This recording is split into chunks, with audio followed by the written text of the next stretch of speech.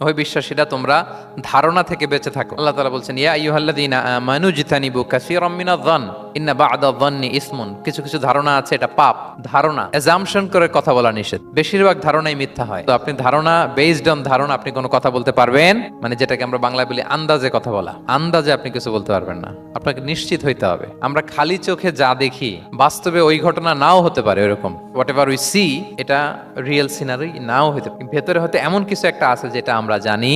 ওয়া ইন্না যান্না লা ইউগনি মিনাল হাক্কি শাইআ। আল্লাহ বলেন ধারণা কখনো সত্যের বিকল্প হতে পারে না।